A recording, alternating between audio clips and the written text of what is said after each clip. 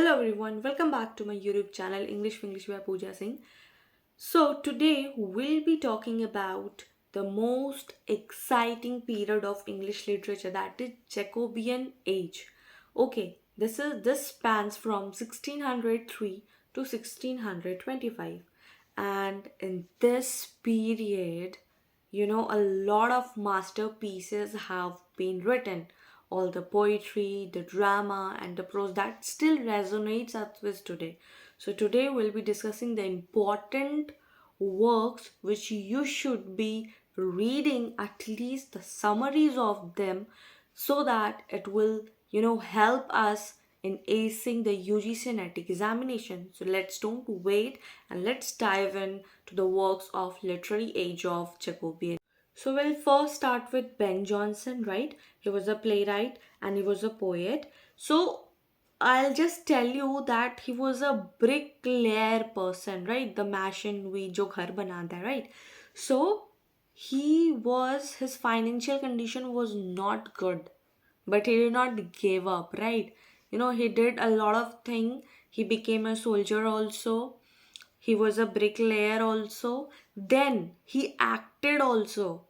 You will comment and tell me in which drama or which work he acted. Okay, I'll be waiting for the answer. This is for you. Then he also popularized comedy of humors. He was the first person that he popularized comedy of humors. So these are the things which you should be knowing of Ben Jonson whenever you are starting the work.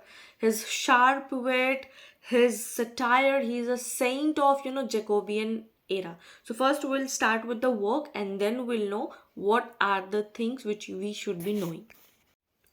For Ben Jonson, the very first work you should be knowing in depth and summary also is Volpone. Why Volpone? Because it is very important and it has been asked many times. Not directly, but yes, indirectly always. So the very first thing you should be knowing about Volpone is why it has been named as Volpone. Why? Because its name is Sly Fox, right? Then it is a dark satire on greed and corruption, focus on characters like Volpone, Mosca, and themes like materialism and deception. Why it is very important? Because in Jacobean era, it was the theme of why it was somebody is decepting, why somebody is greeding. Everything was materialistic at that period. So yes, if you are reading about Volpone, yes, read all the characters. Like Volpone was characterized as fox, then Vulture was characterized as vulture, then Mosca was characterized as fly, the animals. Cornevo is characterized as crow. Then Bonario was characterized as honest. Celia was characterized as heavenly one because she was a good character. So yes, a lot of question has been asked, like 5 question has been asked, like which of the following is not a revenge tragedy. Again, Volpone was not a revenge tragedy. This was asked in 2006. Then classical influence on Ben Jonson was, so what was the classical influence? It was like Aristophanes. It was asked in 2009. Then which of the comedies of Ben Jonson, which of the, there were 4 options and they were asked, but which are the following questions are of Ben Jonson comedies? Then Volpone, Alchemist, and Epicon. These are the comedies. These are the comedies, but the themes are very important. You should be knowing the themes. Okay. Then in Volpone, animal imagery includes what all characters? So again, this just now I told you about the imagery, animal imagery. So fly, crow, raven, and vultures. These are the very important. You need to understand this. Okay. So if you're reading Volpone, it's a dark satire. It should, or it is on greed and corruption. So yes, for Volpone, you need to know the in-depth summary and know all the characters for Ben Jonson. So the second work is Epicon or the Silent Woman. If you haven't read any work of Ben Jonson, kindly read this one because this is fantastic. When you will read this work in summary or watch any videos regarding things, you will laugh a lot. I will not spill the beans, but yes, because what happens in this whole story is that a wealthy man wants to marry a girl who is silent, who does not raises her voice, just because the societal expectations of us that yes, a girl should be domiciled, she should not be very outspoken, and so that wealthy man does not wanted a woman to say anything. He wanted to be her wife a very silent woman. So just later on, gender revelation happens. So kindly read the summary. This is one of the best summary I've ever I have worked. So kindly read the summary. It's of comedy, and yes, its mention is given in Samuel Pepys' diary. If you know, you know it. It's very important. So yes, all the characters are important. In short, summary is important, and this work is must read for Ben Jonson. Okay. The third work which you need to know is The Alchemist. Why? Because it is very important, and it was first performed in Kingsman, and outbreak of plague was happened in London's forces, gentlemen. So yes, this is important work. You need to know the summary of this, and yes, a lot of times a question has been asked from this work. So yes, this is very important, and for minor play, you can go for Bartholomew Fair. Okay, Bartholomew Fair is a minor work of Ben Jonson. You can go for it. Rest, I don't think so that you need to read in depth, because basically for Ben Jonson all the themes are important. Underlying, what are the underlying themes, and in that period masks were very famous. A mask is a type of theatrical performance that was popular in England during 16th and 17th century in England. Okay, mask was very famous, and it was introduced by Nago John. Why mask was introduced? Because it was very how we can relate it with the sets of the movie set, like we say no, that Dharma production sets, and they are very or Rohit Sethi sets that they use in Khatro Ke Khiladi, because all of very hi-fi sets, like all the mehanga costumes are there, costly location, costly everything. So yes, you can relate with it that the masks were like that. It was introduced during Ben Jonson's play. So all of were introduced in that. So it will be very better if you relate with that. Then the second work will be of John Webster. John Webster is also very important. He worked with Thomas Dekker, like Westward Ho and Northward Ho. Two city comedies are there, so it is also very important. You can go for it. Yes, the very first thing, the John Webster's work is The White Devil. It is very important. Why? Because Noam Totte adaptations play like Injured Love is of Noam Totte. So yes, it will be very important if you work. And yes, it is very complicated story, so don't go in detail with it. Just read the summary, know the characters and what are the themes. That's all. Then you can go for Duchess of Malfi this time also, and last 2 to 3 years this question has been asked from Duchess of Malfi. What is this? It is a revenge tragedy. Then why it is a revenge tragedy? When somebody takes revenge from hero or heroine with bloodsheds, that is called revenge tragedy. Revenge generally means a lot of bloodsheds are there, so that is called revenge tragedy. So yes, you have to read this Duchess of Malfi. This is very important. You cannot miss this reading out. A lot of questions has been asked from this particular Duchess of Malfi. So yes, read it nicely or watch any video based on this. It will be very helpful for you.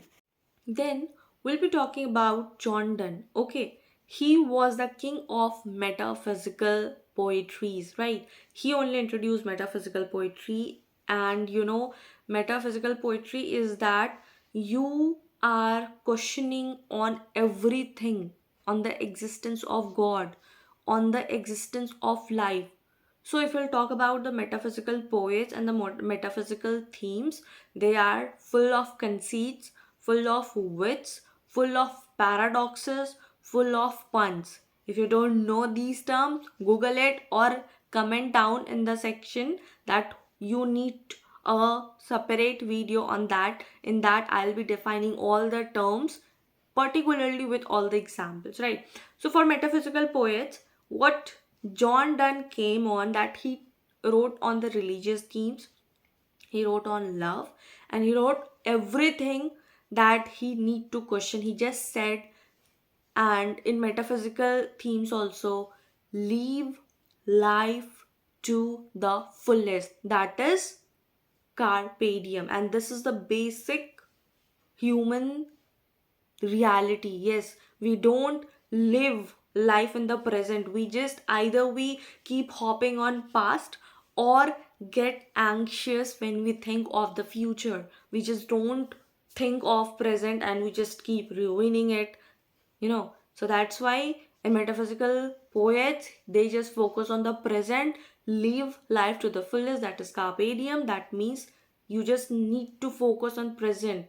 Okay, so yes, so let's discuss the important works of John Donne. First work of John Donne will be the flea, that is the insect, and I'll be just telling you the in very short what was the story. There is a mosquito. Okay, that mosquito sucked the narrator's blood first, and then his lady love's blood. Then, the moment that insects bite that lady slapped. Okay, so what narrator is saying? I'll just explain the starting lines. Mark, but this flea, and mark in this, how little that which thou deignest me is, and in this flea our two bloods mingled is. So he's very happy that okay, finally, if I am not able to touch you, at least that mosquito touched you, and my blood and your blood mingled in. So yes, this was the flea, and yes. Let's go to other work. The second work is the sun rising. The sun rising. The work, the name of sun is Sunne. Sun rising. Okay. 1623. It was the best poem. It is written in rhetorical, and what that rhetorical means you're asking some questions and you do not demand any answer in that. Okay, if I'm asking something and I'm not expecting or I'm not demanding you any answer, so that called rhetorical. Okay, it is a dramatic setting, and I'll tell you the opening lines. Busy old fool, unruly son, why dost thou thus through windows and through curtains call on us? Okay, so John Donne is saying unruly means ill-mannered. To whom? To son. Why he's saying that? He was saying that why you're peeping inside my room through curtains, through windows, right? So this was John Donne's Sun Rising. This is very, awesome poem. You just go and read it. And yes, important lines are there. Closing and opening lines are very important in John Donne's poem. So yes, you need to know about that. Then the third work is canonization, and in this also the opening lines are, and if no piece of chronicle was proved, will build sonnet pretty rooms. So yes, in this also Renassa symbols are very important. Phoenix are there. Poet and beloved will come out of the love, out of bond. So this is all about that. So to know one neutral thing, both sexes fit. This is a paradoxical statement. So yes, the canonization is very important. Then we'll go to the relic. Relic is also important. It is also a religious work.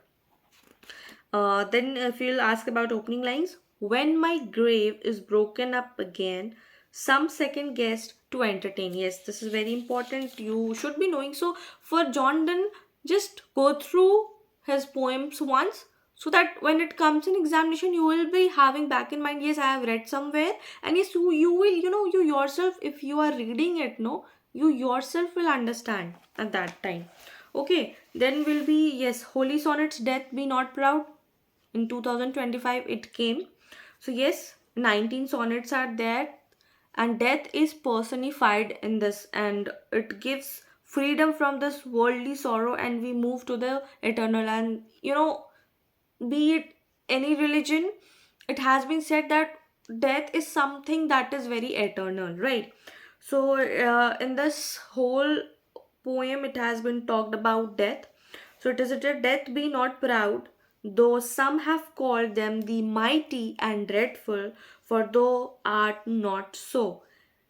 In this holy sonnet, the ending lines are, one short sleep but we awake eternally, and death shall be no more. Death thou shalt die. So death be not proud. We should not be proud of our death, right? And this question has been asked twice in 2020, in 2013 and in 2019. So yes, again it is very important. Okay, then we'll go for religious sonnets. For religious sonnets, just know, you should be knowing the names for it. Like, I'll be telling the name. Holy sonnets batter my heart, 3% God. Devotion upon emergent occasion.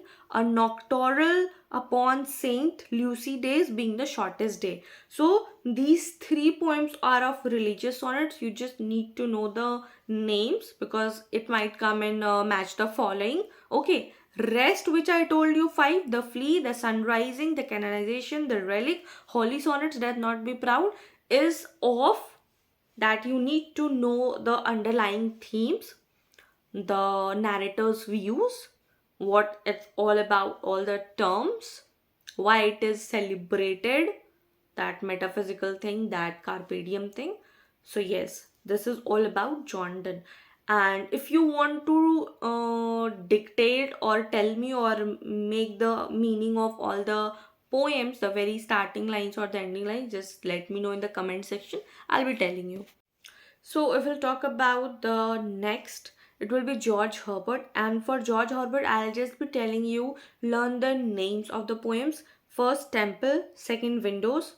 Third, a poem consecrated to the memory of my mother, only work to be published in lifetime. Then Collar, then Discipline, then Agony. So for George Herbert, mostly his work comes in match of the following. As far as I have analyzed PYQ, I have seen always his works have come in PYQs, in the match of the following, right?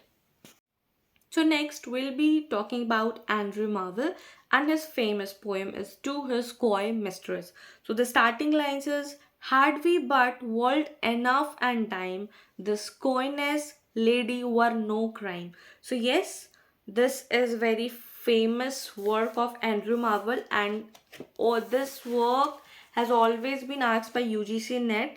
The starting lines has been asked, the ending line has been asked, and it has also asked like, thou by the Indian Ganges side thouest rubies find, I by the tide of humber world complain, identify poem and poet. So the poem will be To His Coy Mistress and Andrew Marvell. Okay, then again in 2017 it has been asked, Ganges and Humber are the two rivers mentioned in the Coy Mistress by which writer? Then again Andrew Marvell. Then again it has been asked, in the well-known poem To His Coy Mistress, the word coy means. It was asked in 2012. So coy means shy. So yes, this is very important poem. And in this poem, the speaker have been, times approached her mistress, but she have denied him again and again, and a very beautifully, comparison has been given, and how beautifully time has been managed about that. Okay, for every parts of your body I'll be praising you this many years. So yes, you can go and read out the poem, because and in this, what the speaker wanted to say, that life is very short, so let's just enjoy and not waste the time. Okay, so for Andrew Marvell, the very first work is To His Coy Mistress. Then the second is Upon Appleton House to My Lord Fairfax. Then third is The Garden. So these three works of Andrew Marvell, and you're good to go.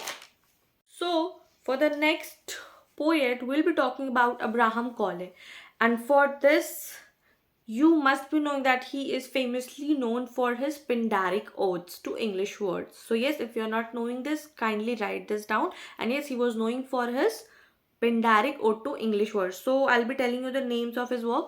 Love Riddles, Mistress. Now don't be confused with To His Coy Mistress of Andrew Marvell. Okay, so To His Coy Mistress is written by Andrew Marvell, but Abraham Cowley written Mistress. Okay, then Elegy on the Death of Richard Crashaw. Yes, you need to focus on these three works and you're good to go. Then we'll be talking about Henry Vaughan, and he's the first person to use slant rhyme or half rhyme. Okay, so if we'll talk about his works, just go for the world. They all are gone in the world of light and corruption. If you're reading these three works and that too on surface level, you're good to go. Because Henry Vaughan works always comes in the match of the following. So if you're only just going through the surface level, it is okay. Study tip. If you are reading Jonson work, you need to understand about his satire, about his allegory, and how his character development take places in his work. If you are going through all these, trust me, you will not be having any difficulty finding in UGC NET examination, because it's always about the character development of Jonson. Right? So if you're reading about Ben Jonson, satire, allegory, and all about his humors. What was the famous humor during Jacobean period? So if you're reading all that, you're good to go with Jonson. Study tip number 2, for if you're reading of works of John Donne, focus on the use of his conceits, paradoxes, his exploration of spiritual and physical love. He has talked a lot of about physical love. You will just go, in depth of his work. No, you will feel a lot of religious sonnets of his wife, of his beloved, and everything. He has written so well. And the uses of paradoxes and conceits and paired, it's just awesome. You will just amaze that in 17th century, in 16th century, like that people used to write a lot of good works. And you know it's very good. You just go and read. You will not regret reading. Even if you are bored while preparing of this examination, just go through John Donne's work. He has written so well, so well. Okay, study number tip 3. If you are reading John Webster's work, okay, what you need to understand and what you need to point down is his gothic tone, his societal expectation, his societal corruption, symbolism, critiques. Because John Webster has written, Duchess of Malfi, The White Devil. So a lot of things in Gothic novel, that is dark, grotesque, and a lot of dark themes are there. A lot of supernatural themes are also involved in this. Symbolism used a lot. So yes, if you are going through John Webster, pay attention to these work and you will good to go. That's all for today. The Jacobean Age is a treasure trove of literary masterpieces, and everything in Jacobean Age is just, related with the human expectations, human frailty, greed, corruption, superstition, that will, that still resonates us with today. So yes, if you're preparing for UGC NET examination, this video is going to be a very helpful for you. And don't forget to like, share, subscribe, and follow for more. And do let me know in the comment section which writer or which age you want me to make a video on. And yes, start preparation.